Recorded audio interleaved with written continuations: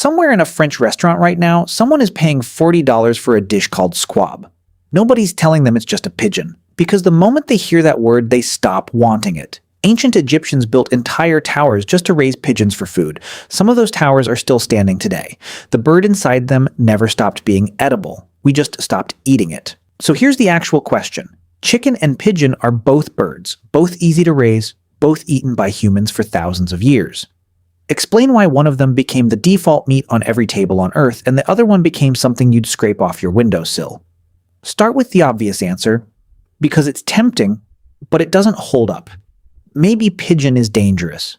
Maybe it's dirty in some way chicken isn't. Neither is quite true, at least not for the pigeons raised specifically for food. Squab, the culinary term for a young pigeon that hasn't learned to fly yet, is raised in clean, controlled conditions, fed a grain-based diet almost identical to a chicken's, and by most nutritional measures, it's actually richer in iron and protein than chicken by weight. High-end restaurants across France, Egypt, and parts of the Middle East still serve it as a delicacy, not a curiosity. If biology were the deciding factor, squab would be sitting in the same refrigerated case as chicken breasts in every grocery store on the planet. It isn't. Which means the answer isn't really about the bird itself, it's about which pigeons we're even talking about. Here's the part that gets lost. The pigeon on your windowsill and the pigeon on that $40 plate are, from a biological standpoint, extremely close relatives. Both descend from the rock dove, a wild bird that's been domesticated for over 5,000 years, one of the oldest domesticated animals on the planet, alongside dogs and goats. Ancient Egyptians raised pigeons for food using massive dovecotes, essentially apartment towers built specifically to house and breed them. Some of those towers, still standing in parts of Iran and Egypt today, could house tens of thousands of birds at once. Squab never actually disappeared from human diets. It just split into two completely different categories that happen to share a species. That split is the actual mechanism behind everything else in this video, so it's worth sitting with for a second. On one side, you have farmed pigeons, raised in controlled coops, fed a clean grain diet, bred specifically for meat, slaughtered young before they've flown or foraged for themselves. On the other side, you have feral pigeons, descendants of escaped or released domestic birds that now survive entirely on scavenged food in cities, eating discarded fast food, garbage, whatever they can find on a sidewalk. Same species, completely different diet, completely different living conditions, and as a direct result, completely different meat. A pigeon that spent its life eating out of a trash can carries measurably more bacteria and a stronger, gamier flavor than one raised on clean grain in a controlled coop. This is the same principle that applies to any scavenger versus any farmed animal.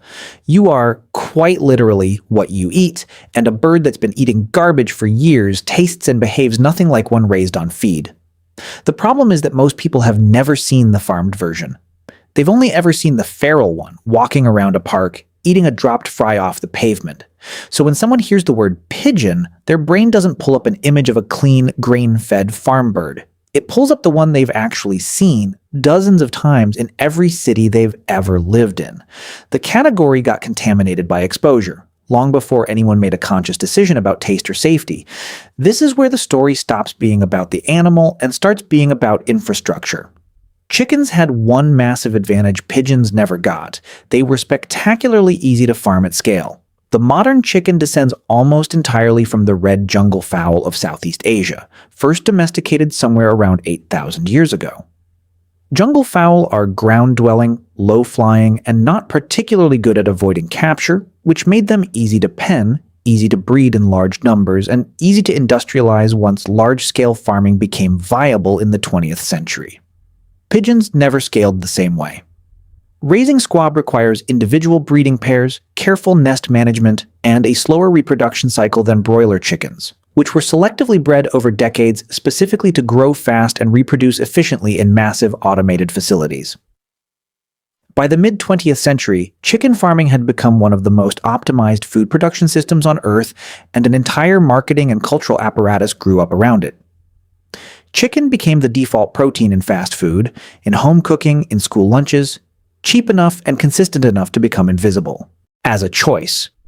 Pigeon never got that infrastructure, and without industrial-scale farming behind it, it stayed a specialty item, expensive to produce, available only where a tradition of raising it already existed. Once a food becomes rare and expensive, it doesn't disappear from culture. It gets rebranded as a delicacy instead, which is exactly what happened.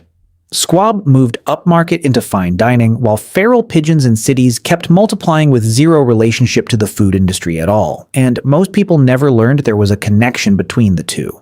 Not every culture treats this the same way, and the differences reveal how much of this really is infrastructure and exposure rather than instinct. In parts of the Middle East and North Africa, pigeon remains a mainstream, affordable dish, not a luxury one, precisely because dovecote farming never disappeared the way it did in most of the Western world. Egyptian hammam mahshi, stuffed pigeon, is sold at ordinary restaurants, not exclusively high-end ones, because the farming infrastructure to support it at scale simply never went away. Medieval Europe tells a similar story in reverse. Dovecotes covered the English and French countryside for centuries, and pigeon was a completely normal food source for the aristocracy and eventually the general population, right up until industrialized chicken and other livestock farming made pigeon farming comparatively inefficient. The taboo isn't ancient. It's closer to a side effect of the 20th century, when one bird got mass-produced and the other one got left behind, then rebranded from food into pest as cities grew, and feral populations exploded with nobody managing them. Even today, some cities have quietly tried to reverse this. A handful of upscale restaurants in the US and UK have attempted to reintroduce farmed squab to mainstream menus, marketing it under its French name, specifically to avoid the word pigeon and the mental image that comes with it. Most diners who try it report enjoying it without hesitation, right up until they learn what it actually is. So the real answer isn't that pigeon is unsafe, or inferior, or biologically different enough from chicken to explain the gap. It's that one bird got mass-produced into invisibility, and the other one got left to fend for itself in city parks until an entire species split into two completely separate reputations. Somewhere in that French restaurant, that $40 plate of squab is being served to someone who has no idea it shares a direct ancestor with the bird they walked past on the sidewalk an hour earlier. It was never really about which bird tastes better. It was about which one we decided to industrialize, and which one we left outside to become the thing we stopped recognizing as food at all.